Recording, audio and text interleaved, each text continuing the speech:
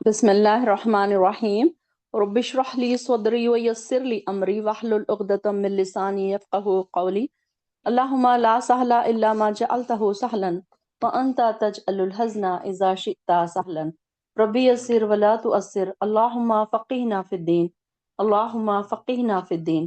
اللهم إني أسألك علما نافعا ورزقا طيبا وعملا متقبلا.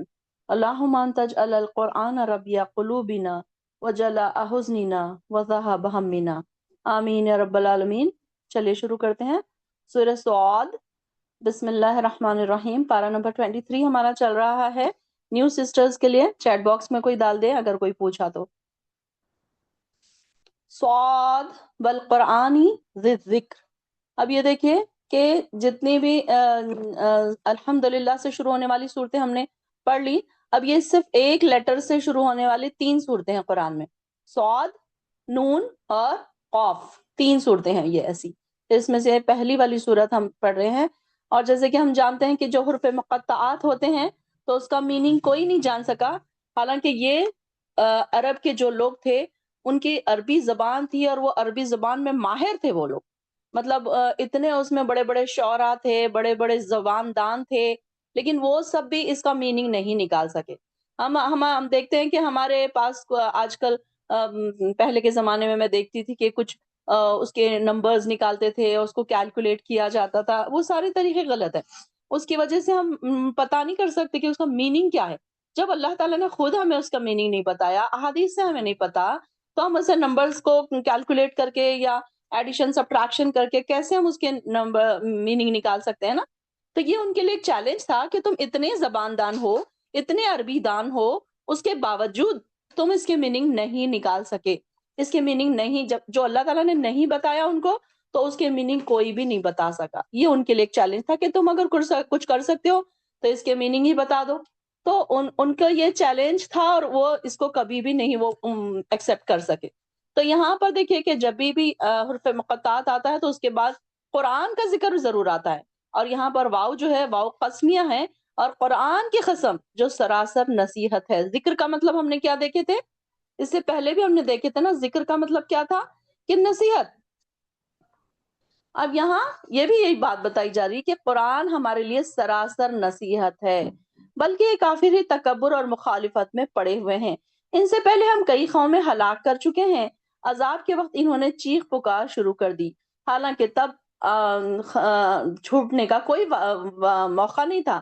کم اہلکنا من قبلہم من قرن فنادوا ولات حین مناس، کہ انہوں نے چیخ پکار کی کہ اب ہم کو چھوڑ دو یا ہم کو ایک بار جانے دو، ہم پیچھے پڑھ کے آ چکے نا ان کے مقالے میں، ان کے کیا ڈائلاگس تھے۔ تو اور کافر اس بات پر تعجب ہے کہ کافروں کو اس بات پر تعجب ہے کہ انہی میں سے ایک ڈرانے والا آیا، ان کے پاس آیا، اور کافر کہنے لگے یہ تو جادوگر ہے، بڑا جھوٹا، اس نے تو سب خداؤں کو ایک ہی الہ بنا ڈالا، یہ کیسی عجیب بات ہے۔ اور ان کے سردار کھڑے ہوئے اور کہنے لگے چلو اپنے خداؤں کی عبادت پر ڈٹے رہو، یہ بات تو کسی اور ہی ارادے سے کہی جا رہی ہے۔ اب یہاں پر دیکھیے کہ یہاں پر سمجھوتے کے لیے ایک 25 لوگوں کا وفد ابو طالب کے پاس آیا۔ ان آیات کے نزول کا پس منظر یہ ہے کہ 10 نبوی میں ابو طالب بیمار پڑ گئے، اور اسی مرض کی حالت میں ان کی وفات بھی ہو گئی، اور اسی سال حضرت مومنین اس سال ام المومنین سیدہ خدیجہ رضی اللہ عنہ کا بھی انتقال ہوا، لہٰذا اس سال کو کیا کہا جاتا ہے، 10 نبوی کو عام الحزن۔ حزن کا کیا مطلب ہے، دکھ والا سال، غم والا، حزن کا مطلب ہے غم۔ تو یہ غم آپ صلی اللہ علیہ وسلم کے لیے بڑے 2 غم تھے اس سال، ایک تو ابو طالب کا انتقال ہوا، اور دوسرے حضرت ام المومنین سیدہ خدیجہ رضی اللہ عنہ کی بھی وفات ہوئی۔ تو اس لیے اس سال کو عام الحزن کہا جاتا ہے۔ عام عین الف میم، عام کا کیا مطلب ہے، سال، اور حزن کا کیا مطلب ہے، حزن کا مطلب ہے غم والا سال۔ تو یہاں اس سال رسول اللہ صلی اللہ علیہ وسلم کو یہ دونوں بھاری صدمے پہنچے تھے۔ تو اس وقت ابو طالب کی عمر کتنی تھی، 80 برس ہو چکی تھی۔ اب رسول اللہ صلی اللہ علیہ وسلم کی حمایت میں انہوں نے کئی پریشانیاں اٹھائے، شیب ابی طالب میں جو بھوکے پیاسے آپ صلی اللہ علیہ وسلم کے ساتھ رہے، یعنی کہ جو تکلیفیں آپ صلی اللہ علیہ وسلم کو آتی تھی وہ اس کو وہ بھی اٹھایا کرتے تھے، ان کے ساتھ ساتھ ان کو خیال کرتے تھے، ان کے ساتھ رہتے تھے، اور جو ان کو بھی تکلیفیں فاقے اگر ان کو اٹھانا پڑے تو انہوں نے یہی ساری چیزوں نے ابو طالب کو بہت کمزور کر دیا تھا، اور ایسا معلوم ہوتا تھا کہ اب ان کی زندگی کے دن گنے جا چکے ہیں۔ تو قریش کے جو سردار تھے ان کو خیال آیا کہ ابو طالب کے مرنے سے پہلے ہم نے اس کے بھتیجے پر زیادتی کی تو عرب یہ تانا دے گا کہ چچا کے جیتے جی تو ان سے کچھ نہ بن پڑا، اب ان کے مرنے کے بعد اسے دبانے لگے، تو لہٰذا انہوں نے کیا کیا، ابو طالب کی زندگی میں ہی سمجھوتے کی غرض سے جو قریش کے سردار تھے تو ان کا 25 لوگوں کا ایک گروپ ابو طالب کے پاس آیا اور کیا کہنے لگے، ذرا اپنے بھتیجے کو بلاؤ، ہم یہ چاہتے ہیں کہ ہم اس کے مذہب میں مداخلت نہیں کرتے، مطلب ہم کوئی عمل دخل نہیں کرتے، ہم کوئی انٹرفیئر نہیں کرتے اس میں، وہ اپنے مذہب کے مطابق جیسے چاہے عبادت کرے، لیکن یہ لوگ ہمارے مذہب میں بھی پھر انٹرفیئر نہ کریں، تو نہ ہمارے معبودوں اور بزرگوں کو برا بھلا کہیں، وہ ہمارے دین پر ہمیں چھوڑ دیں اور ہم انہیں ان کے دین پر چھوڑ دیں گے۔ تو ابو طالب نے آپ صلی اللہ علیہ وسلم کو بلایا۔ اس وقت ابو طالب کے قریب ایک آدمی کی جگہ خالی تھی، ابو جہل فوراً اٹھ کر وہاں جا کر بیٹھ گیا اور آپ اس کے قریب تاکہ آپ اس کے قریب نہ بیٹھ سکیں۔ خیر جب آپ پرے ہٹ کر بیٹھ گئے تو ابو طالب نے کہا یہ تمہاری قوم کے معزز لوگ ہیں اور اس قسم کی بات پر سمجھوتا کرنے کے لیے آئے ہیں، تمہارا کیا خیال ہے؟ تو آپ نے اس کے جواب میں فرمایا کیا میں انہیں ایسی بات نہ بتاؤں کہ اگر وہ مان لیں تو سارا عرب ان کے فرما بردار ہو جائے، تابع ہو جائے، ان کی خدموں میں آ جائے، ان کو ساری بادشاہت ان کی قائم ہو جائے اور وہ انہیں جزیہ ادا کریں۔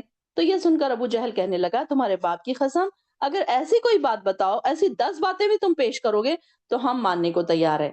تو آپ نے کہا تم لوگ لا الہ الا اللہ کہو اور اللہ کے سوا جن جن کو تم پوجتے ہو انہیں چھوڑ دو۔ تو اس بات پر سب نے ہاتھ پیٹ لیے اور کہا کہ محمد صلی اللہ علیہ وسلم سارے خداؤں کی جگہ بس ایک ہی خدا کی، یہ تو بڑی عجیب بات ہے۔ یہ جو آیت آئی ہے نا ان کو بڑی عجیب لگی یہ بات، وہ عجیب ان جاءہم منذر منہم، یہ آیت نمبر 4 میں آیا نا کہ ان کو بڑی عجیب لگی یہ بات کہ یہ کیسی بات ہے کہ ہم سارے خداؤں کو چھوڑ کر صرف ایک خدا کو مانے۔ پھر آپس میں کہنے لگے اٹھو یہاں سے، اسے اپنے آبا کے دین پر اور اپنے آبا و داشت کے دین پر ڈٹ جاؤ۔ یہ جو آیت ہم پڑھ رہے ہیں نا کہ وانطلقا، اور انہوں نے کہا اٹھو، انمشو اور چلو، اصبروا علی الہاتکم، اور اپنے خداؤں کی عبادت پر ڈٹے رہو، ان ھذا لشیء یراد، اور یہ جو بات کہی جا رہی ہے یہ تو بات ہے صرف اور صرف ان کے ارادے کی بات ہے، تو یہ ان کے ہی بات ہے یہ، تو ایسے موقع پر یہ شخص تمہاری کوئی بات ماننے کو تیار نہ ہوگا۔ اور اس موقع پر سورہ صاد کی ابتدائی 7 آیات نازل ہوئی، تو یہاں پر یہ جو سٹارٹنگ کی جو آیات ہیں تو اسی کے جواب میں یہ ساری آیاتیں نازل ہوئی ہیں۔ کیا ہم میں سے جو ہم نے زمانے قریب کے دین میں کبھی نہیں سنی، یہ تو بس ایک من گھڑت بات ہے۔ کیا کہا انہوں نے؟ یہ تو ساری باتیں من گھڑت ہیں۔ کیا ہم میں سے ایک شخص ہی رہ گیا جس پر ذکر نازل کیا گیا؟ میرے ذکر کے بارے میں ہی شک میں پڑے ہیں۔ مطلب یہ کہ یہ دیکھیے کہ اللہ تعالیٰ وہ لوگ کیا کہہ رہے تھے کہ ہم تو اتنے بڑے بڑے سردار ہیں، اور کیا یہ جو جس پر اب وحی نازل ہو رہی ہے، جس کو انہوں نے اللہ تعالیٰ نے نبی چنا ہے، تو کیا بس ایک یہی شخص رہ گیا تھا جس پر ذکر نازل ہونا تھا؟ ذکر سے مراد وحی نازل ہونا یا قرآن کا نازل ہونا۔ تو یہاں پر یہ لوگ دنیا دار لوگ تھے، اور کسی شخص کی عظمت کو ناپنے کا ان کا پیمانہ کیا تھا؟ ان کا یہ ترازو تھا کہ مال دولت کس کے پاس ہے اور سرداریاں کس کے پاس ہے۔ تو اسی خیال سے کفار مکہ کا یہ اعتراض تھا کہ اگر اللہ تعالیٰ کو کسی انسان کو رسول ہی بنانا تھا تو وہ سردار قریش میں سے کسی کو بناتے، ہم کو کیوں نہیں بنایا؟ ہم لوگ تو اتنے رئیس ہیں، اتنے بڑے بڑے منصب والے ہیں، تو ہم کو بنانا چاہیے تھا، اس شخص کو کیوں بنایا؟ تو اللہ تعالیٰ فرما رہے ہیں کہ میرے ذکر کے بارے میں ہی یہ لوگ شک میں پڑے ہیں، اور یہ اس لیے کہ انہوں نے ابھی تک میرا عذاب نہیں چکھا۔ یا ان کے پاس آپ کے پروردگار کی رحمت کے خزانے ہیں جو ہر چیز پر غالب اور سب کو عطا کرنے والا ہے، یا یہ آسمان و زمین اور ان کے درمیان کی چیزوں کے مالک ہیں؟ اگر یہ بات ہے تو یہ رسیاں تان کر اوپر چڑھ جائیں۔ اس سے پہلے بھی ہم نے پڑھا تھا نا کہ اگر اب اتنا ہی ہے تو رسیاں لگاؤ، آسمان پر چڑھ جاؤ، تمہاری اتنی اگر ہے، تمہارے پاس اتنی کیپیسٹی ہے، کہ تم کچھ نہیں کر سک رہے دنیا میں تو چڑھ جاؤ اوپر رسیاں تان کے، اور ان کے درمیان کی چیزوں کے مالک ہیں۔ اب یہاں پر ان کے یہ آسمانوں اور زمین اور ان کے درمیان کی چیزوں کے مالک ہیں، اگر یہ بات ہے تو رسیاں تان کر اوپر چڑھ جائیں۔ یہ تو بڑے بڑے لشکروں میں ایک معمولی سا لشکر ہے جو اسی جگہ شکست کھائے گا۔ اس سے پہلے قوم نوح، عاد اور میخوں والا فرعون جو تھا، یہ سارے جھٹلا چکے ہیں۔ یہ ساروں نے کیا کیا؟ یہ ساروں نے جھٹلایا۔ قوم عاد ہے، سمود ہے اور نوح ہے۔ اب اس کو میخوں والا کیوں کہتے ہیں؟ فرعون کو میخوں والا اکثر دیکھیے کہ قرآن میں آتا ہے فرعون کو میخوں والا کہا جاتا ہے، تو یہ محاورتاً اس کے معنی اگر لیے جائیں تو اس کا مطلب ہے کہ ایک مضبوط بڑی سلطنت کا مالک تھا، اور اس کے لفظی اگر معنی لیا جائے تو فرعون کا دستور یہ تھا کہ جس شخص کو وہ سولی پر چڑھاتا تو اسے تختے کے ساتھ کھڑا کر کے اس کے ہاتھوں اور پاؤں میں 4 میخیں ٹھوک دیتا۔ میخیں مطلب کیلے، بڑے بڑے کیلے ٹھوک دیتا۔ اس طریقے سے اس کا سزا دینے کا طریقہ تھا۔ تو اس کو کیا کہا جاتا ہے؟ کہ میخوں والا کہا جاتا، ذل اوتاد، یعنی کہ میخوں والا۔ اور سمود قوم اور اس کے علاوہ قوم سمود، لوط، اصحاب ایکا بھی جھٹلا چکے ہیں، اور واقعی یہ بڑے لشکر تھے۔ ان سب نے رسولوں کو جھٹلایا تو ان پر میرا عذاب واجب ہو گیا۔ یہ لوگ بس ایک دھماکے کے منتظر ہیں جس میں کوئی وقفہ نہ ہوگا۔ دھماکے سے مراد کیا ہے؟ صیحہ۔ وما ينظر هؤلاء الا الصیحہ۔ صیحہ کس کا نام ہے؟ قیامت کا۔ آپ لوگ یہ بھی انڈر لائن کرتے جائیں کہ ہم کو بہت سارے قیامت کے نام ملیں گے، بہت سارے دوزخ کے نام ملیں گے، اور بہت سارے جنت کے بھی نام ملیں گے۔ تو صیحہ قیامت کا ہی نام ہے، تو آپ لکھ دیجئے یہاں پر۔ اور یہ لوگ صرف اور پروردگار ہمیں ہماری چارج شیٹ جلدی کر کے روز حساب سے پہلے ہی دے دے۔ کیا کہیں گے؟ اور قالوا ربنا اجل لنا قطعنا، ہمارے جو اعمال نامے ہیں نا ہم کو بتا دے۔ وہ کہیں گے کہ یہ دیکھیے کہ ان کا وہ دیکھیے کہ ایک تو گناہ، اور اس کے ساتھ جس کو کہتے ہیں نا کہ سزا بھی، اور اس میں گناہ، چوری تو چوری اوپر سے سینہ زوری، ویسی والی بات۔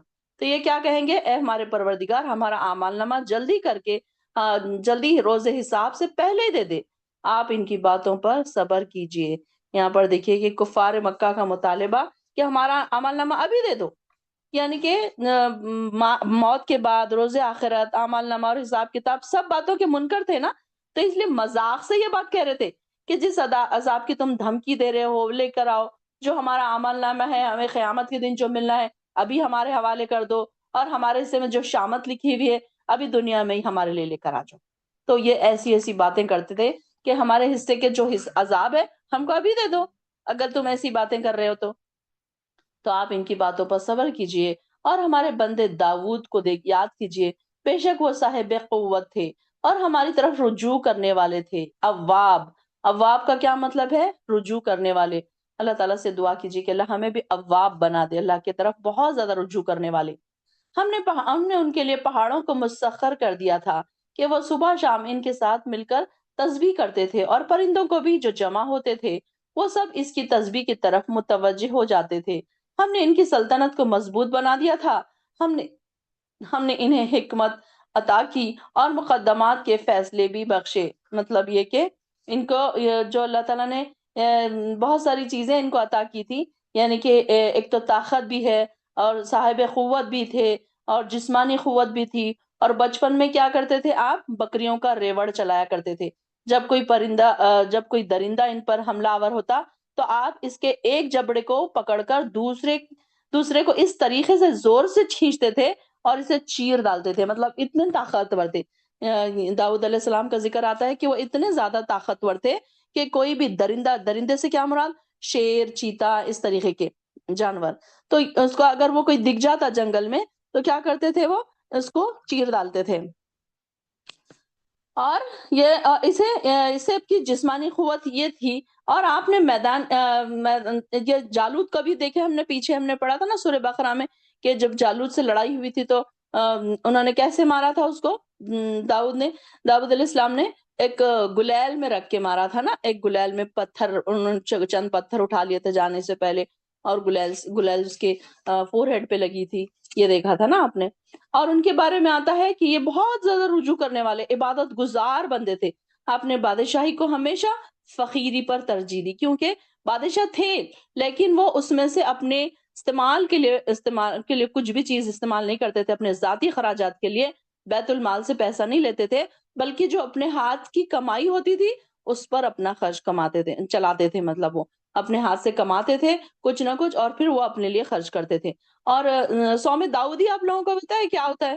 صوم داؤدی میں نے اس سے پہلے ذکر کیا تھا، دیکھیں گے کس کو پتا ہے، چلیے چیٹ باکس میں لکھیے صوم داؤدی کیا ہوتا ہے، بتایا تھا میں نے۔ روزہ تو ہوتا تھا لیکن کس طریقے کا روزہ، کس کو بھی یاد نہیں ہے؟ سارے لوگ بھول گئے۔ صوم داؤدی کیا ہوتا ہے؟ پرانے سسٹر جاگیں، کہاں ہیں؟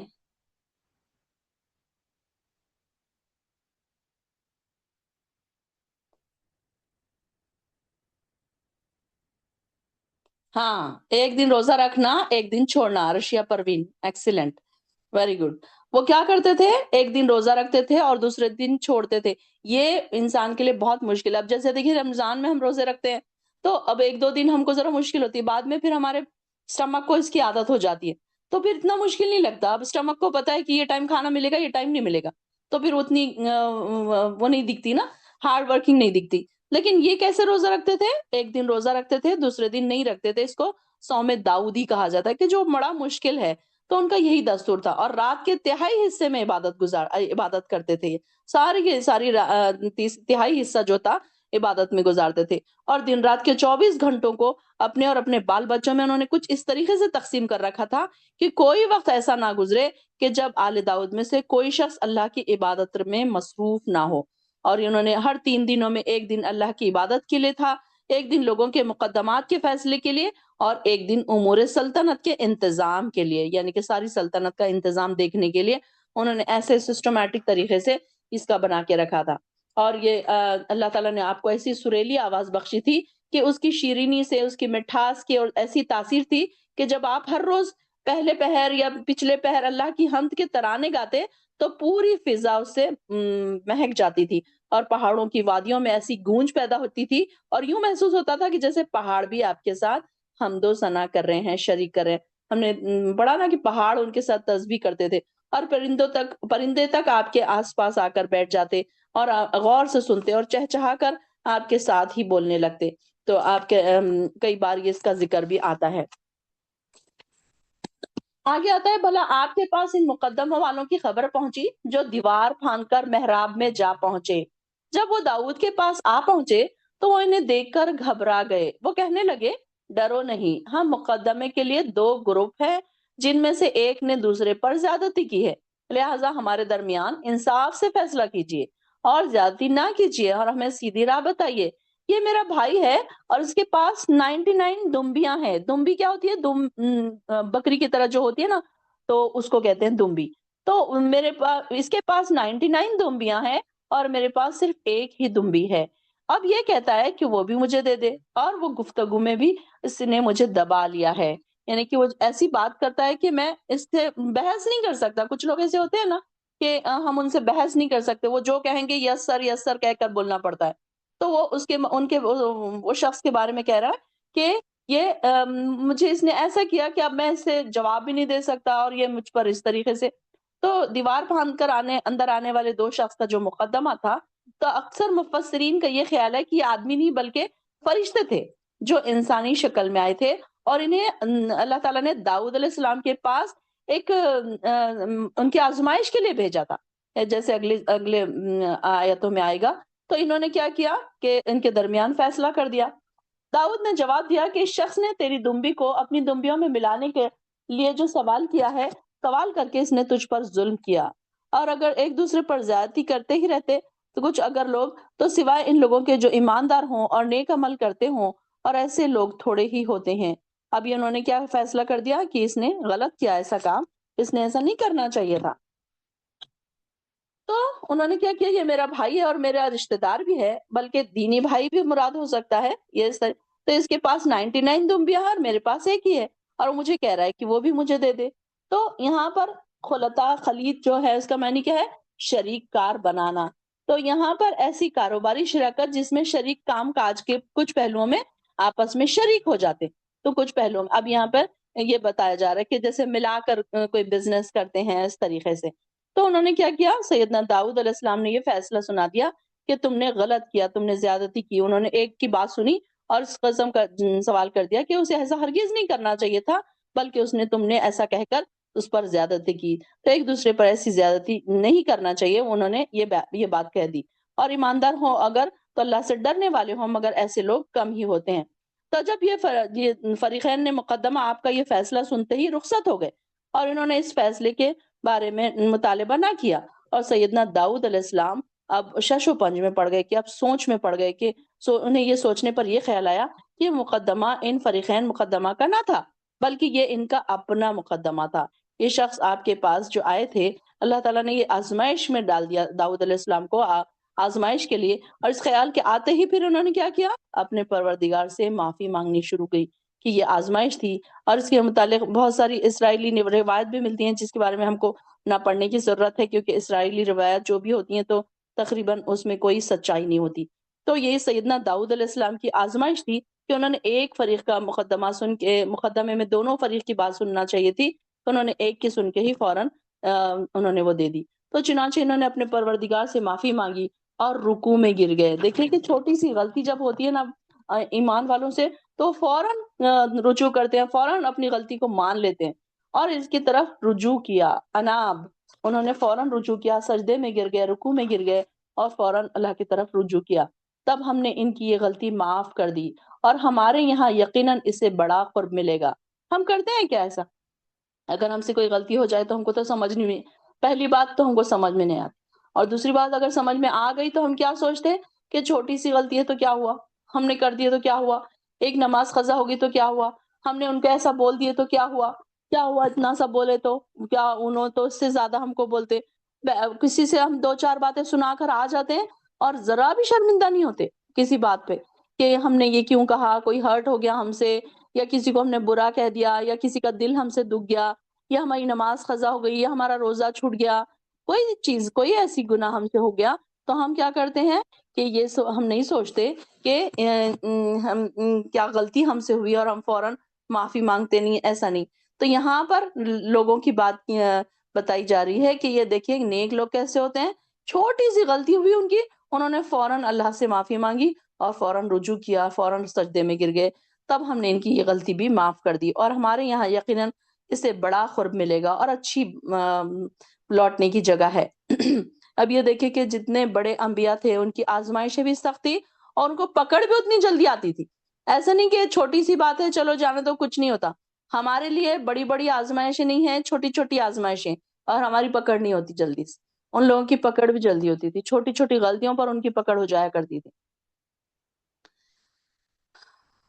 اور ہم نے ان سے کہا, اے داؤد, ہم نے تمہیں زمین میں نائب بنایا ہے, لہٰذا لوگوں میں انصاف سے فیصلہ کرنا اور خواہش نفس کی پیروی نہ کرنا, ورنہ یہ بات تمہیں اللہ کی راہ سے بہکا دے گی.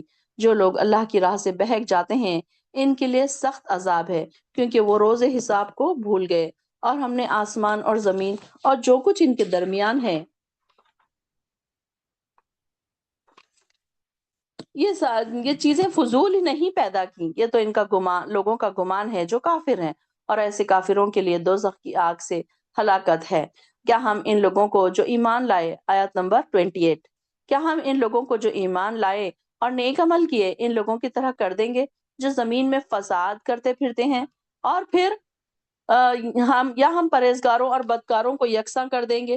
جو کتاب ہم نے آپ کی طرف نازل کی ہے بڑی برکت والی ہے, تاکہ لوگ ان کی آیات میں غور و فکر کریں, اور اہل عقل اور دانش ہی اس سے سبق حاصل کیا کرتے ہیں.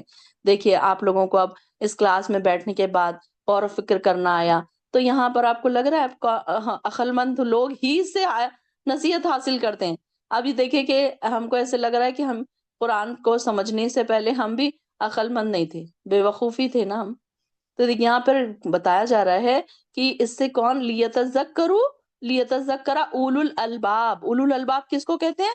عقل والوں کو, کہ عقل والے ہی اس سے نصیحت حاصل کرتے ہیں. کہ دیکھیے کہ یہ کتاب ہے ہمارے پاس, کئی مسلمانوں کے پاس یہ کتاب ہے, لیکن اس سے عقل کون حاصل کر رہے, سبق کون حاصل کر رہے؟ عقل والے. جو اس کو سمجھ کے پڑھ رہے وہ عقل والے ہیں، اور دوسرے اس کو جس سے جو سبق حاصل کر رہے ہیں۔ اب یہ دیکھیے کہ ہم کو ہر روز کوئی نہ کوئی ایک لیسن مل رہا ہے، ہر روز کوئی نہ کوئی آیت ہم کو جگا دینے والی اور ڈرا دینے والی، ہماری جو غفلتوں سے ہم کو باہر نکالنے والی، اندھیروں سے اجالوں کی طرف لانے والی کوئی نہ کوئی ایک آیت ایسی ملتی ہے نا، ایک کیا کئی آیتیں ایسی ملتی ہیں۔ تو اگر ہم اس کو پہلے اب دیکھیے کہ ہم بچپن سے اگر پڑھتے تو اب الحمدللہ ثم الحمدللہ ہم کو اب تک بہت ساری چیزیں سمجھ آتی ہے، بہت سارے ہمارے ڈاؤٹ دور ہوتے۔ ہم غور و فکر کرنے والے تھے ہی نہیں نا کل تک، آج ہم نے غور و فکر کرنا شروع کیا، اور جب ہم غور و فکر کرنے لگے تو یہ دیکھیے کہ اس سے ہمیں سبق بھی حاصل ہو رہے ہیں، کئی سبق ہمیں اس سے حاصل ہو رہے ہیں اگر آپ نے آبزرو کیا ہوگا تو۔ اور داؤد کو ہم نے سلیمان عطا کیا، اور وہ بہت اچھا بندہ ہے، اپنے پروردگار کی طرف بکثرت رجوع کرنے والا۔ ان کے لیے بھی کیا آ رہا ہے؟ دیکھیے اللہ تعالیٰ ان کی تعریف کر رہے ہیں، نعم العبد انہ اواب۔ اللہ تعالیٰ تعریف کر رہے ہیں وَهَبْنَا لِدَاوُدَ سلیمان۔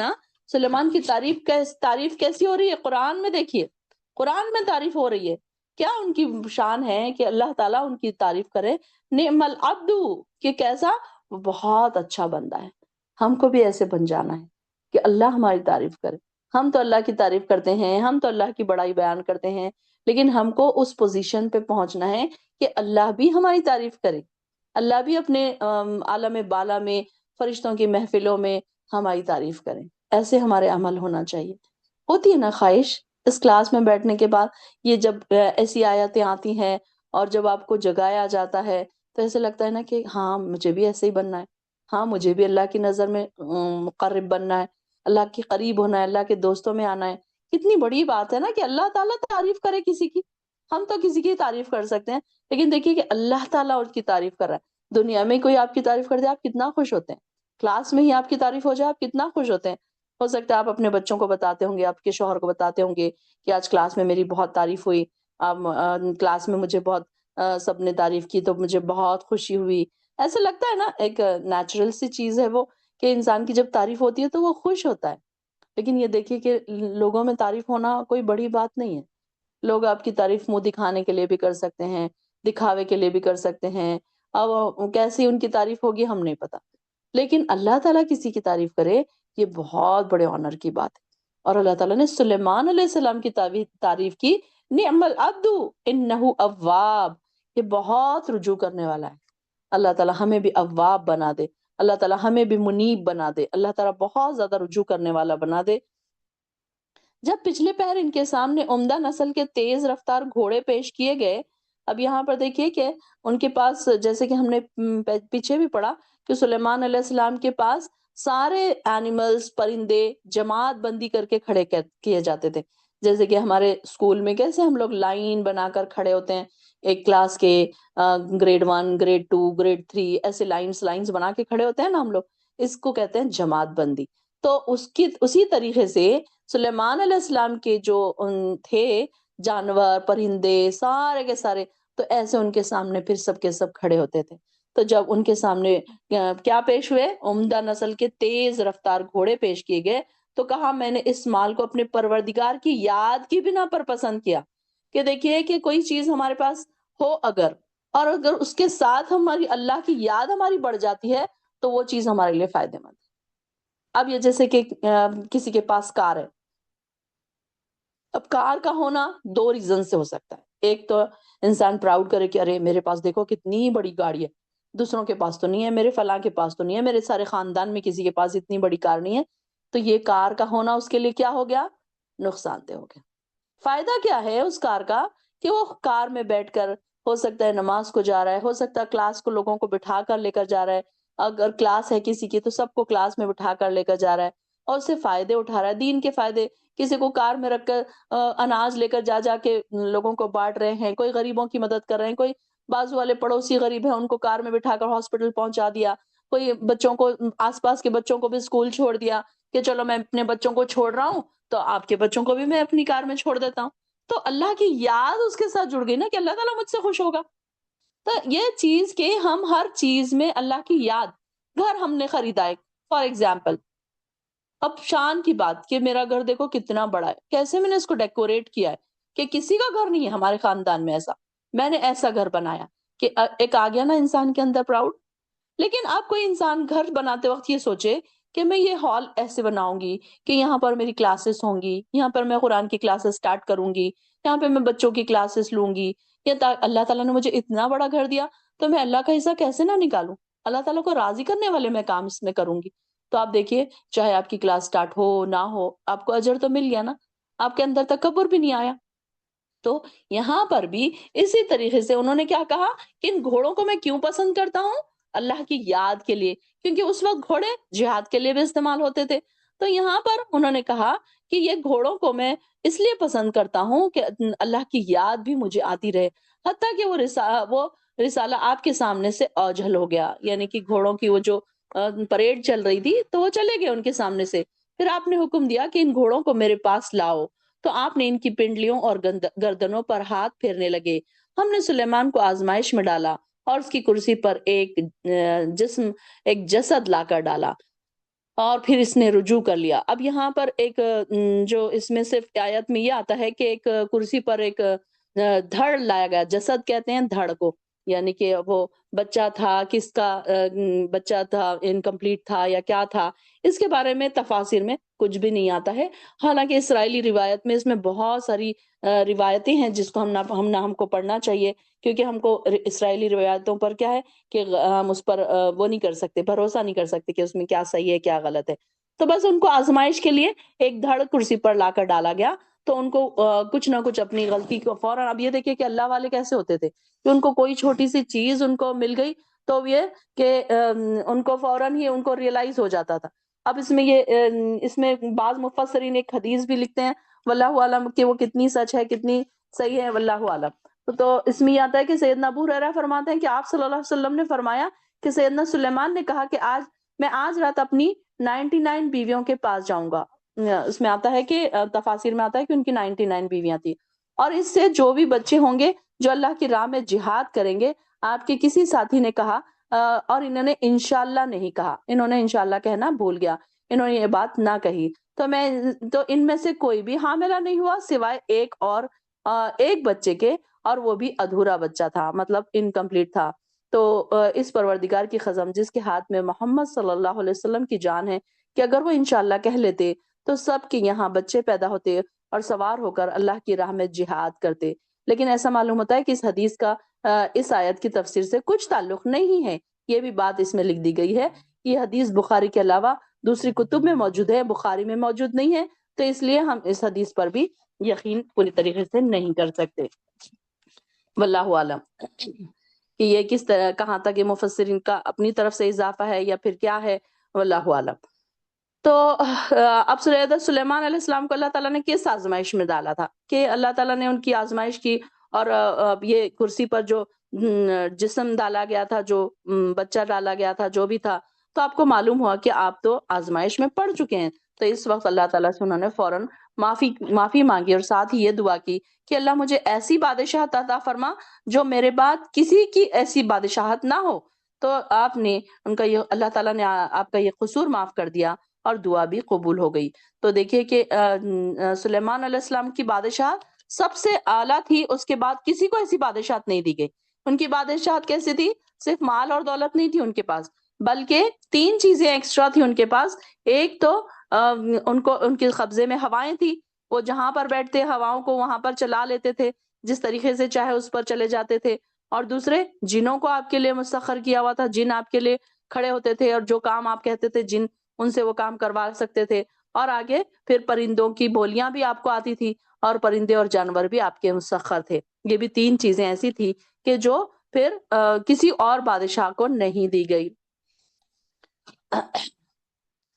تو انہوں نے کیا کہا؟ قال رب اغفر لی وہب لی ملکن، انہوں نے کہا کہ اللہ مجھے معاف فرما اے پروردگار. آیت نمبر 35، اے میرے پروردگار مجھے معاف کر دے اور مجھے ایسی حکومت عطا فرما جو میرے بعد کسی کو نہ ملی، بے شک تو ہی سب کچھ عطا کرنے والا ہے.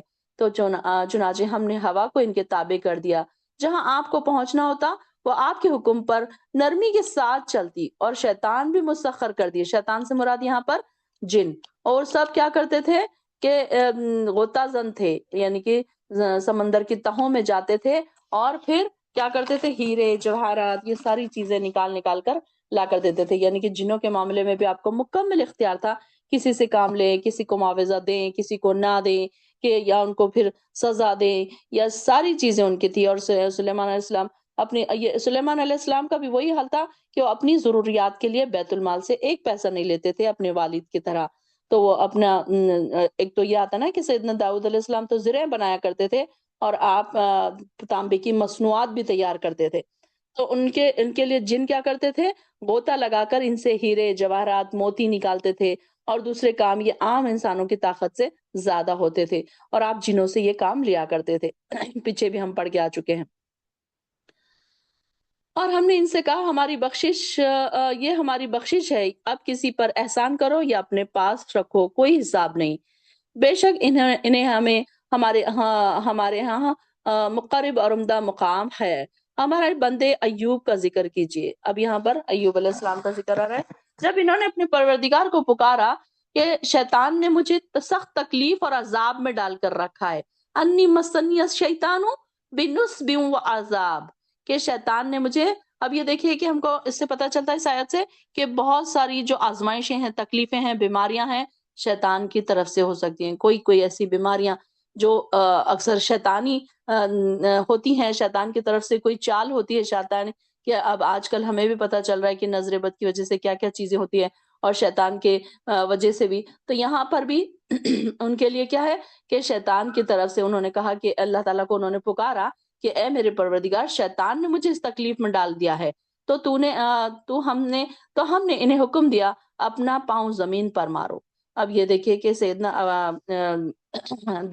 ایوب علیہ السلام کے بارے میں آتا ہے کہ ان کے پاس بہت ساری چیزیں تھی، بہت ان کے مال اور دولت اور ان کے اولادیں، بہت ساری چیزیں ان کو عطا کی گئی تھی. تو شیطان نے یہ کہا اور وہاں کے لوگوں نے کہا کہ ہاں، اللہ تعالیٰ نے اس کو اتنا عطا کیا ہے تو یہ اللہ کا شکر کرتا ہے، اللہ کے ذکر میں مصروف رہتا ہے، تو کیا بڑی بات ہے. ہمارے پاس تھوڑی اتنا سب ہے کہ ہم اللہ کے شکر گزار بنے. اس کے پاس تو اتنا دیا ہوا ہے، تو وہ کر رہا ہے. اب آپ دیکھیے کہ ہمارے آس پاس بھی یہ ساری چیزیں، وہ تو جہالت کی باتیں اس وقت کی ہیں، لیکن آج دیکھیے کہ آج کے معاشرے سے اگر ہم اس کو ریلیٹ کریں تو یہ چیزیں آج بھی ہے نا. کیا کہتے ہیں لوگ؟ ہاں، آپ لوگ کلاسوں کو جا رہے ہیں تو یہ آپ کے لیے، آپ کے پاس تو بہت سارا وقت ہے، ہمارے پاس کہاں اتنا وقت. آپ تو بیکار ہیں، آپ کے پاس تو سب. اب بہت سارے لوگ کیا کہتے ہیں، آپ سعودیہ میں رہتے ہیں، آپ کو کیا معلوم انڈیا میں کتنے کام ہوتے ہیں، کتنے مشکلیں، کتنے ٹائم مشکل ہوتا ہے یہاں پر، ہم کیسے جوائن کریں. آپ لوگوں کے لیے تو بہت آسان ہے، آپ کو کیا کام ہے. ایسے لوگ کہتے ہیں نا. یہ بات یہاں سے، اس سے یہ بھی بات آتی ہے کہ دیکھیے کہ لوگ کیا کہتے ہیں کہ خالی وقت ہوگا اگر تو انسان عبادت کرے گا، بلکہ وقت تو ہم کو بھی نکالنا ہے، ان کو بھی نکالنا ہے. تو اللہ تعالیٰ اس کی آزمائش کرتا ہے کہ جو اپنے مشکل وقتوں میں سے اپنا وقت اللہ کے لیے نکالے. تو یہاں پر بھی لوگوں نے کیا کہا ان کو کہ ہاں، اس میں کیا بڑی بات ہے، اللہ تعالیٰ نے ان کو اتنا نوازا ہے، اتنا ان کو دھن دولت، اولادیں، ان کے بڑے بڑے کھیت اور ساری چیزیں ان کو تھی. تو وہ اگر اللہ کے شکر گزار بنتے ہیں تو اس میں کیا بڑی بات ہے. اللہ تعالیٰ نے ان کے اوپر تھوڑی کوئی آزمائش ڈالی ہے.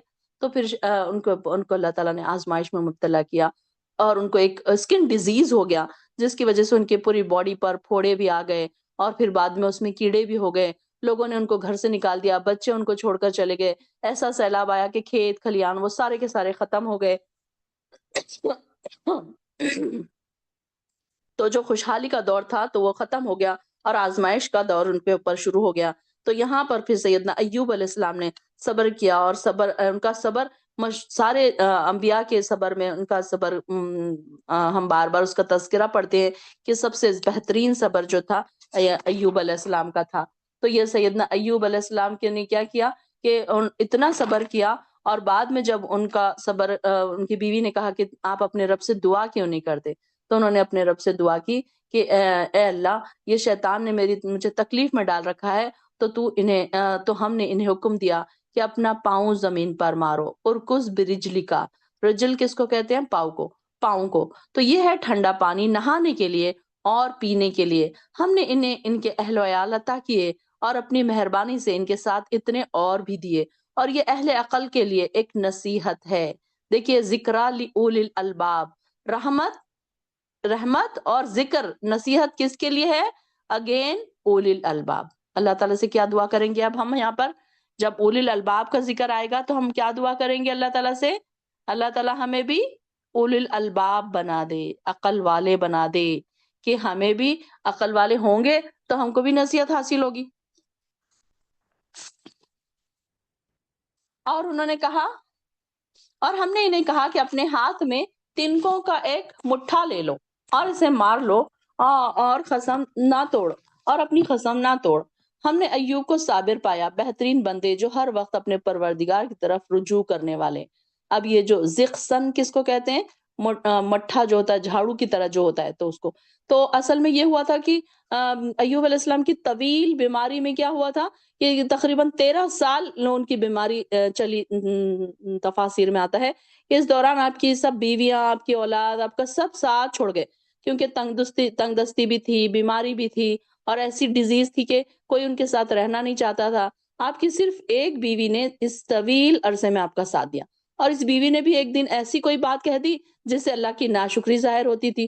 تو سیدنا ایوب علیہ السلام کو بیوی کی اس بات پر غصہ آ گیا، اور انہوں نے کہا کہ جب میں تندرست ہو گیا تو تمہاری اس ناشکری کی بات پر میں تمہیں کیا سزا دوں گا؟ تمہیں 100 لکڑیاں ماروں گا، لکڑی سے میں تمہیں 100 بار ماروں گا، جیسا انہوں نے کہا تھا، یا 100 لکڑیاں ماروں گا۔ تو اب یہ تو ظاہر بات ہے کہ ہر دکھ درد میں کہ آپ کی شریک بیوی سے اگر کوئی ایسی بات نکل بھی گئی تو وہ اتنی قصوروار نہیں تھی کہ اسے 100 لکڑیاں ماری جائے۔ تو یہ صرف سیدنا ایوب علیہ السلام کی غیرت ایمانی کا تقاضا تھا کہ ان کو یہ بات نہیں پسند آئی کہ کوئی ناشکری والی بات میں اپنی زبان سے نکالوں یا میری بیوی ایسی کوئی بات نکالے، تو ان کو غصہ آ گیا اور انہوں نے غصے میں یہ بات کہہ دی۔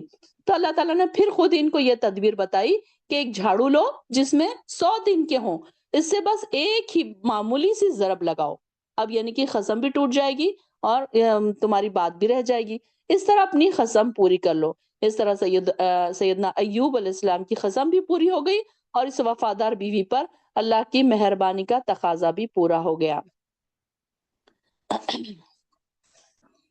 اور ہمارے بندوں ابراہیم، اسحاق، یعقوب کو یاد کیجئے جو بڑی قوت عمل رکھنے والے اور صاحب بصیرت تھے۔ ہم نے انہیں خاص صفت کی بنا پر اونچا ایک مقام عطا کیا، اور دار آخرت کی یاد بھی تھی۔ اور ہمارے یہاں وہ یقیناً نیک اور چنے ہوئے لوگوں میں سے تھے۔ اسماعیل، یسع اور ذوالکفل کا بھی ذکر کیجئے، ان میں سے ہر ایک نیک تھا۔ یہ تو ان کا ذکر ہے، جبکہ حقیقت یہ ہے کہ سب پرہیزگاروں کے لیے اچھا ٹھکانہ ہے۔ وَإِنَّ لِلْمُتَّقِينَ لَحُسْنُ مَآب، متقین کے لیے کیا ہے؟ بہترین ٹھکانہ۔ پھر اب یہاں پر ہم کیا دعا کریں گے؟ اللہ ہمیں کس میں شامل فرما؟ متقین میں، متقین میں شامل فرما اللہ تعالیٰ ہم کو، کہ اللہ تعالیٰ ہمیں بھی ایک اچھا ٹھکانہ عطا کرے۔ اور ٹھکانہ کیا ہے؟ جناتی عدن مفتحاتن لہم الابواب، کہ ایسے رہنے والے باغات، ایسے جن کے دروازے ان کے لیے کھلے ہوں گے۔ اب جا کر آپ کو انتظار نہیں کرنا پڑے گا کہ ایک چابی کہاں ہے، کھلے گا یا نہیں کھلے گا، کب کھلے گا، بلکہ آپ کے ویلکم کے لیے پہلے سے ہی جنت کے دروازے کھلے ہوئے ہوں گے۔ تو یہاں پر ان کے لیے دروازے کھلے ہوں گے، اور ان میں وہ تکیہ لگائے ہوں گے، اور وہاں بہت سی لذیذ میوے اور مشروب طلب کریں گے، اور یہاں ان کے پاس نگاہیں جھکائی رکھنے والی ہم عمر بیویاں بھی ہوں گی۔ اور یہ وہ چیزیں ہیں جن کا روز حساب کے لیے تم سے وعدہ کیا جاتا ہے، بے شک یہ ہمارا رزق ہے جو کبھی نہ ختم ہوگا۔ یہ تو تھا پرہیزگاروں کا انجام۔ اب سرکشوں کے لیے بہت برا ٹھکانہ ہوگا، یعنی دوزخ، جس میں وہ داخل ہوں گے، جو بہت بری جگہ ہے۔ یہ ہے ان کا انجام، اب وہ مزہ چکھیں کھولتے ہوئے پانی کا اور پیپ کا اور ایسی ہی کئی قسم کی دوسری چیزوں کا۔ اللہم لا تجعلنا منہم، اللہم لا تجعلنا منہم، اللہ تو ہمیں ایسے عذاب سے بچا، ہم کو بھی اور ہمارے اہل وعیال کو بھی اس عذاب سے بچا۔ اور یہ ایک لشکر تمہارے پیروکاروں کا بھی ہے جو تمہارے ساتھ گھسا چلا آ رہا ہے، انہیں کوئی خوش آمدید نہیں، یہ بھی دوزخ میں آ رہے ہیں۔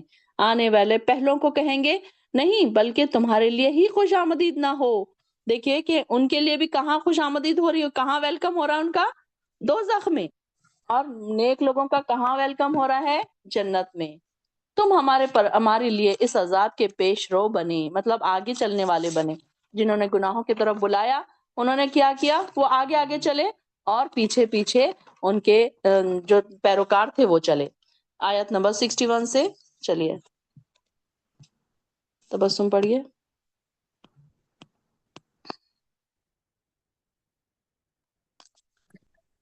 آیت 61 وہ وہاں یہ دعا کرے گے کہ اے ہمارے رب جو اس کو ہمارے سامنے لایا ہے اسے دگنا عذاب دے دوزخ میں، اور وہ کہیں گے یہ کیا بات ہے کہ ہم ان لوگوں کو نہیں دیکھتے جن کو ہم برے لوگوں میں خیال کرتے تھے، کیا ہم نے ان لوگوں کی ہنسی بنا رکھی تھی یا ان کے دیکھنے سے نگاہیں چکرا رہی ہے؟